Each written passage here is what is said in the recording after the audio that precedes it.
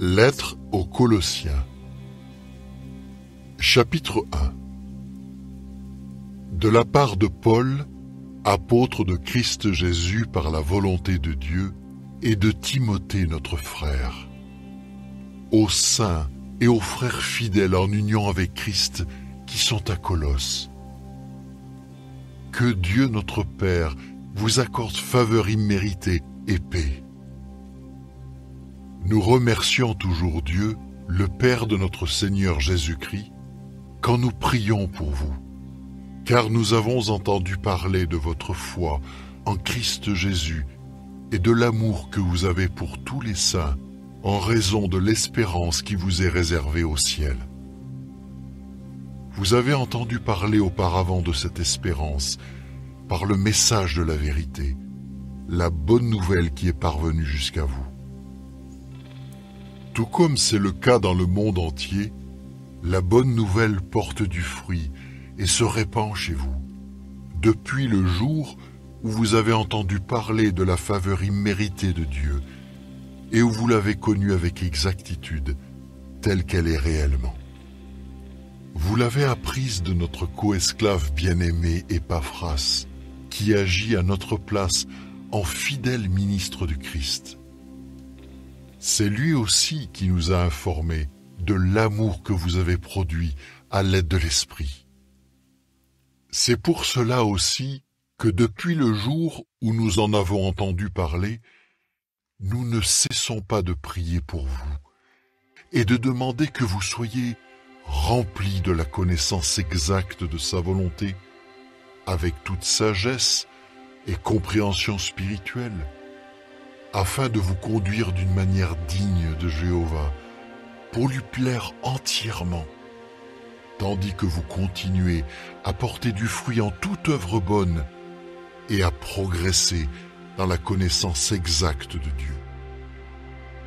Et puissiez-vous être fortifiés avec toute puissance, selon sa force glorieuse, pour endurer pleinement avec patience et joie, tandis que vous remerciez le Père qui vous a rendu capable de participer à l'héritage des saints qui sont dans la lumière.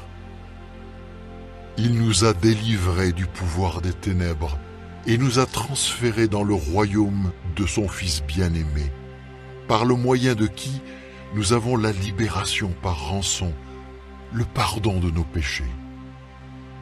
Il est l'image du Dieu invisible, le premier-né de toute création, parce que c'est par son moyen que toutes les autres choses ont été créées dans le ciel et sur la terre, les visibles et les invisibles, que ce soit trône ou seigneurie, ou gouvernement, ou pouvoir. Toutes les autres choses ont été créées par son intermédiaire et pour lui. De plus, il existait avant toutes les autres choses, et toutes les autres choses ont reçu l'existence par son moyen, et il est la tête du corps, de l'assemblée. Il est le commencement, le premier-né d'entre les morts, afin de devenir le premier en tout. Parce que Dieu a trouvé bon de faire habiter en lui toute plénitude, et par son intermédiaire, de réconcilier avec lui-même toutes les autres choses, que ce soit celles qui sont sur la terre ou celles qui sont au ciel, en faisant la paix grâce au sang qu'il a versé sur le poteau de supplice.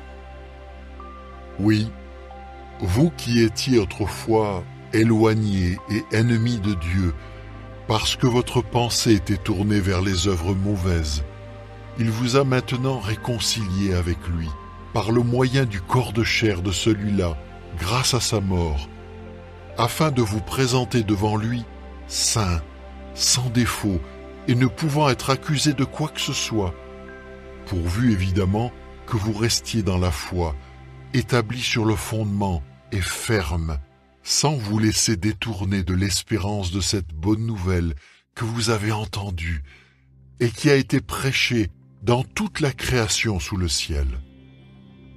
De cette bonne nouvelle, moi, Paul, je suis devenu ministre. Je me réjouis maintenant de mes souffrances pour vous, et je subis les souffrances du Christ qui manquent encore dans ma chair, en faveur de son corps qui est l'Assemblée. Je suis devenu un ministre de cette Assemblée, conformément à la gestion que Dieu m'a confiée en votre faveur, pour prêcher la parole de Dieu pleinement, le saint secret qui était caché depuis les systèmes de choses passées et depuis les générations passées. Mais maintenant, il a été révélé à ses saints, à qui Dieu a voulu faire connaître parmi les nations la glorieuse richesse de ce saint secret, à savoir Christ en union avec vous, l'espérance de sa gloire.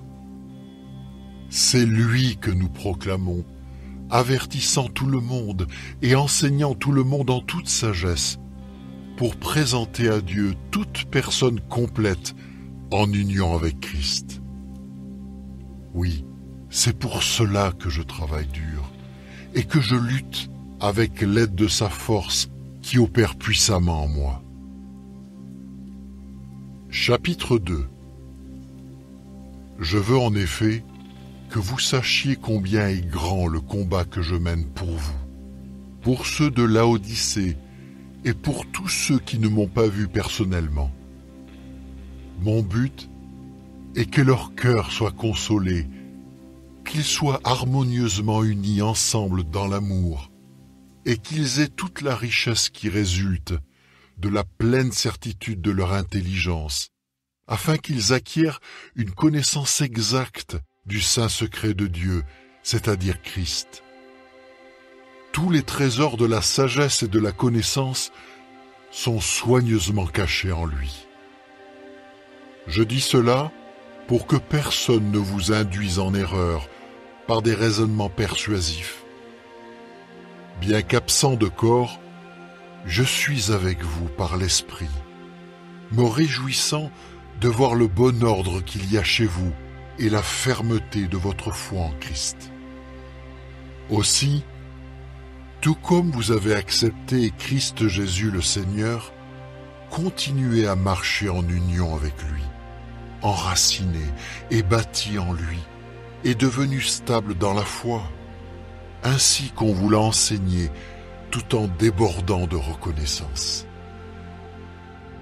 Prenez garde que personne ne vous fasse prisonnier au moyen de la philosophie et d'une vaine tromperie fondée sur la tradition humaine et sur les choses élémentaires du monde, et non sur Christ. Parce que c'est en lui que prend corps toute la plénitude de la qualité divine.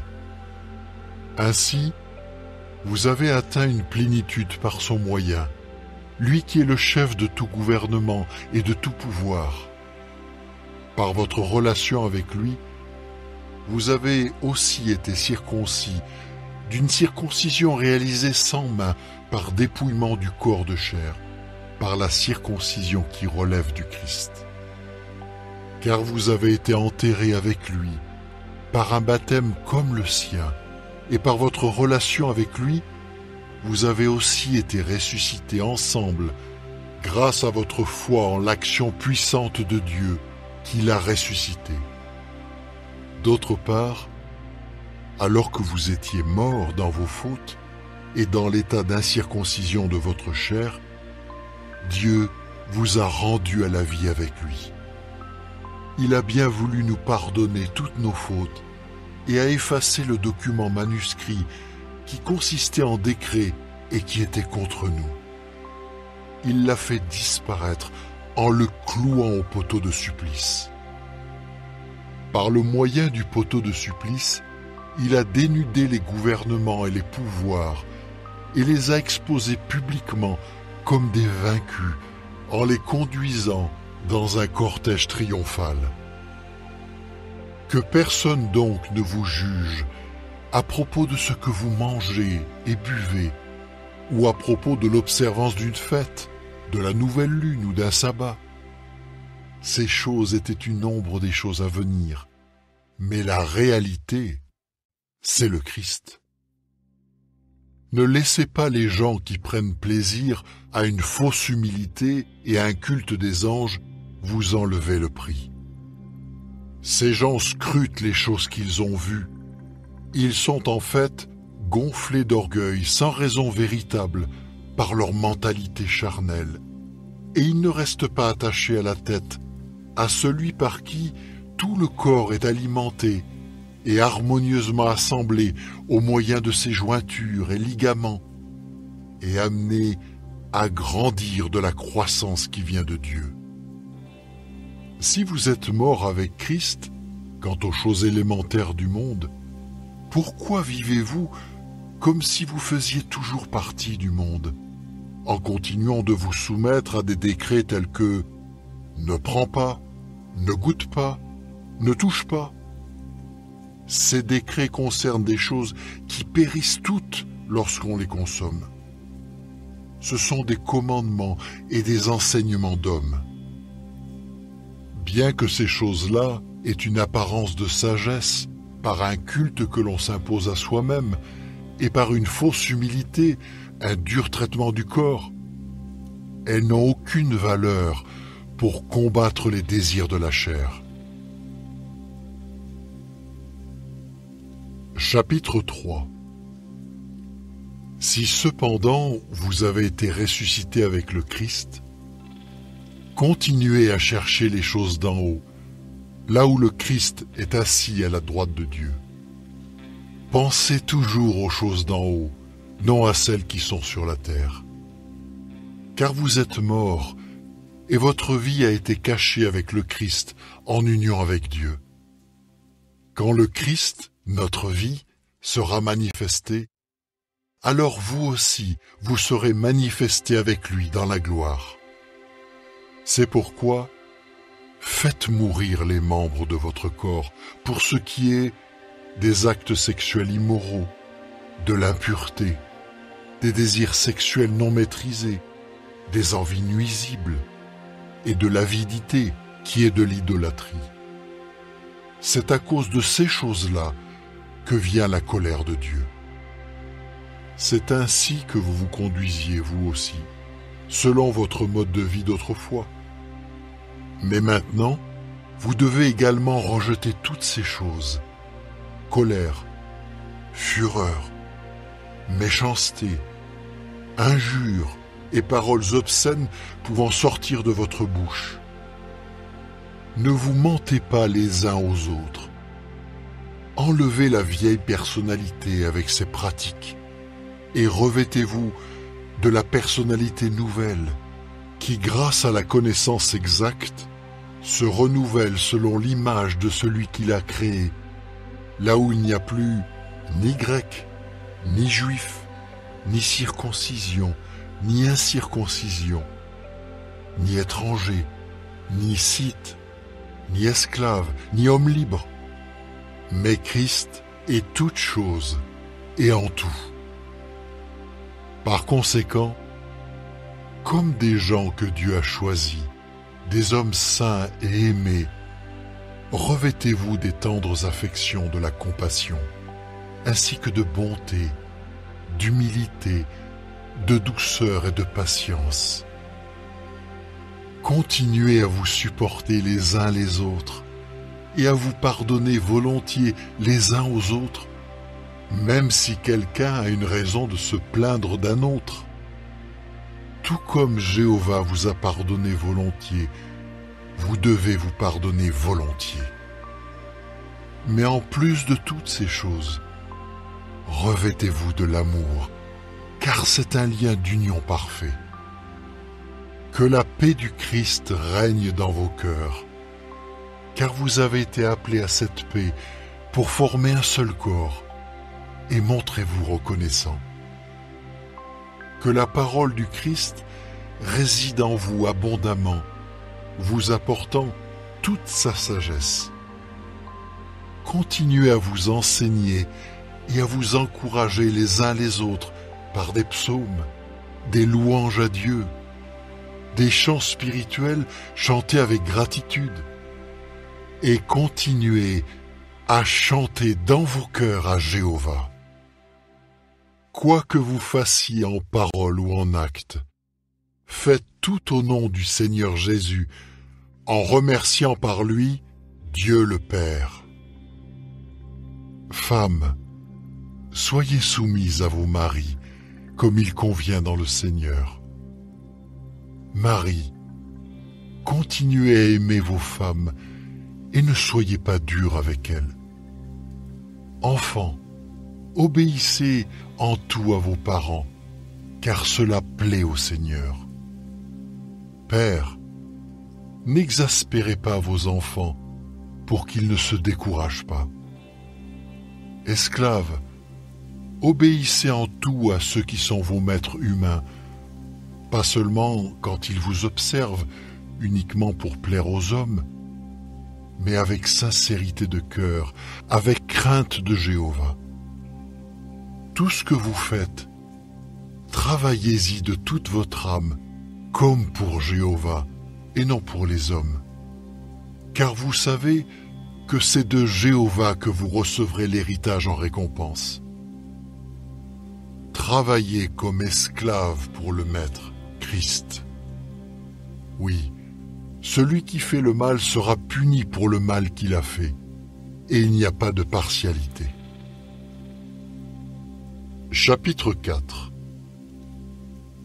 Maîtres, traitez vos esclaves d'une manière juste et équitable, sachant que vous aussi, vous avez un maître au ciel.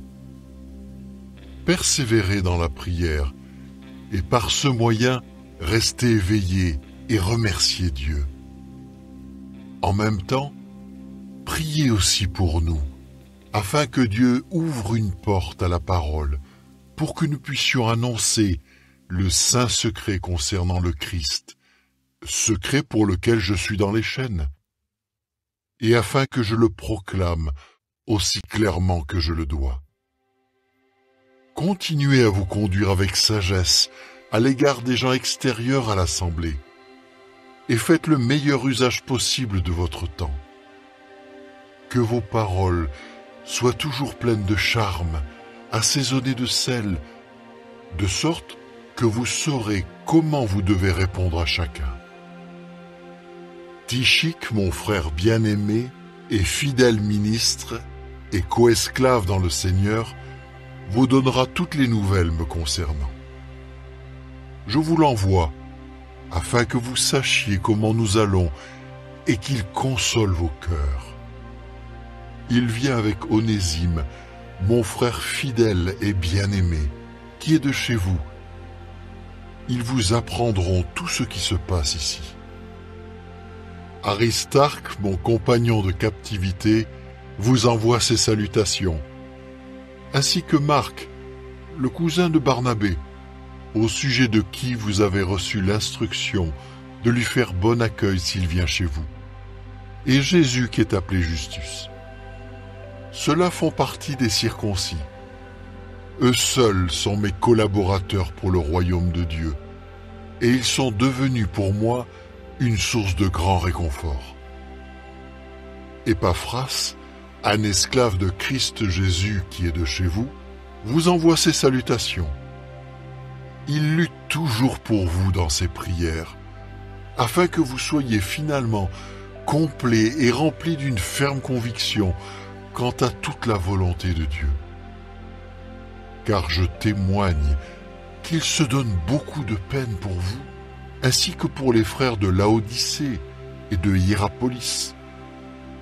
Luc, le médecin bien-aimé, vous envoie ses salutations, ainsi que Démas. Adressez mes salutations aux frères de Laodicée, ainsi qu'à Nympha et à l'assemblée qui se réunit dans sa maison.